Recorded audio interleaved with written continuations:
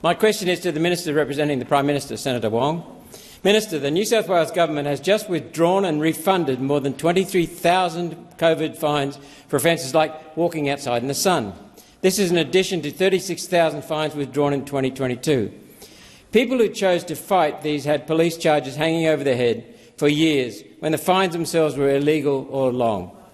Your voluntary COVID review didn't say one word about these fines because it was specifically instructed by your government to turn a blind eye to everything state governments did.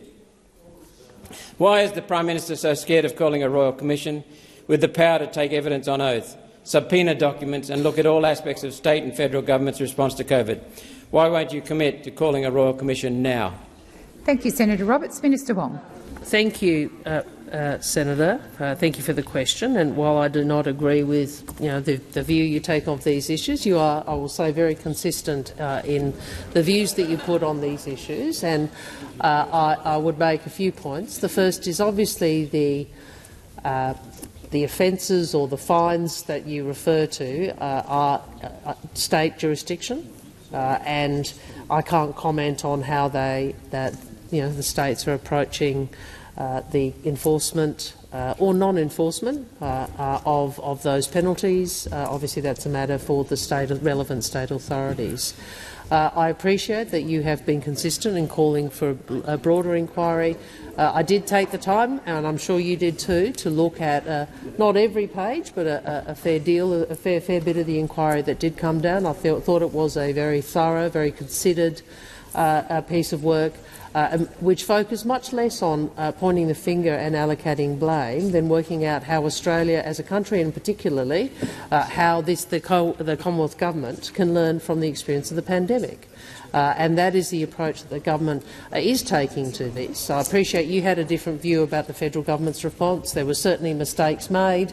There were certainly things we could do better. We were very critical, for example, of the failure to assist stranded Australians after the borders were closed and so forth. But the focus of the review or the report was very much what did we learn from something that we have not experienced in our lifetimes before, and how, in an age of pandemics, can we ensure that we are better prepared for the next pandemic.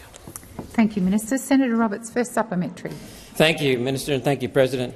Prime Minister Albanese was elected promising to govern with transparency. Within months of being elected, the government called a Royal Commission into robo-debt. It's now 30 months after you were elected to government and there is still no Royal Commission into COVID. Will you govern with transparency and call a COVID Royal Commission that goes way beyond what your inquiry did, or does your government's transparency promise only apply when it's politically convenient to you?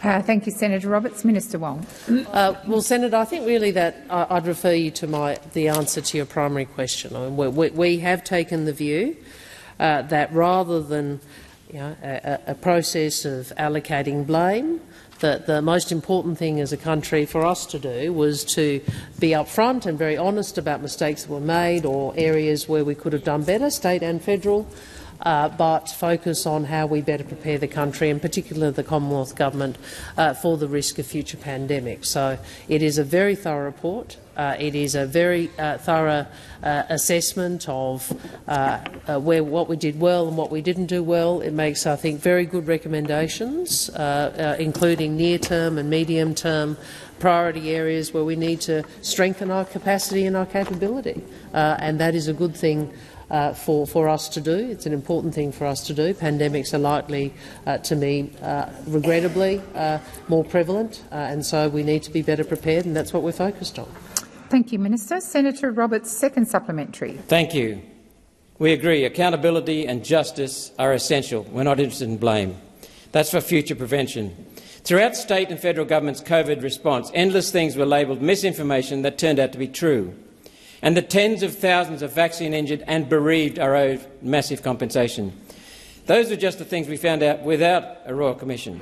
Why is the government so scared of calling a proper COVID Royal Commission that would answer once and for all whether it was really the government who put out misinformation? Thank you, Senator Roberts. Minister Wong. Well, Senator, I mean, your last question, I think, really bells the cat, if I may say. This is not about engaging in an argument around vaccines and health information and the views that you and others have about what is correct and what is not. With respect, I know you have your views. They're not shared by the government.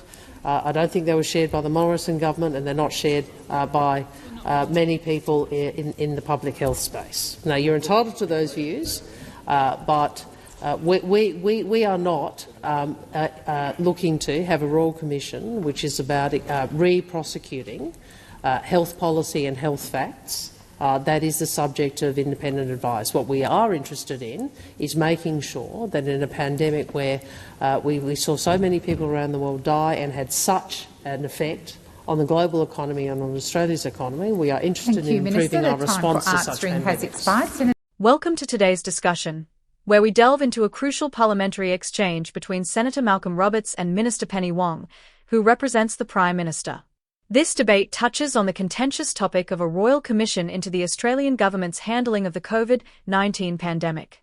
Let's unpack the key arguments from both perspectives. Senator Roberts began by highlighting the New South Wales government's decision to withdraw and refund over 23,000 COVID-19 fines, adding to the 36,000 fines withdrawn in 2022. He argued that these fines, some issued for actions as innocuous as walking outdoors, left individuals facing police charges for years. According to Roberts, the federal government's voluntary COVID review failed to address state-level enforcement actions because it was instructed to avoid them. He questioned why the Prime Minister would not commit to a royal commission with full investigative powers to scrutinise both federal and state governments' pandemic responses. Minister Wong responded by recognising Senator Roberts' consistency in calling for a broader inquiry. However, she emphasised that the fines in question fall under state jurisdiction and are beyond federal purview. Wong defended the COVID review, stating it focused on learning from the pandemic rather than apportioning blame.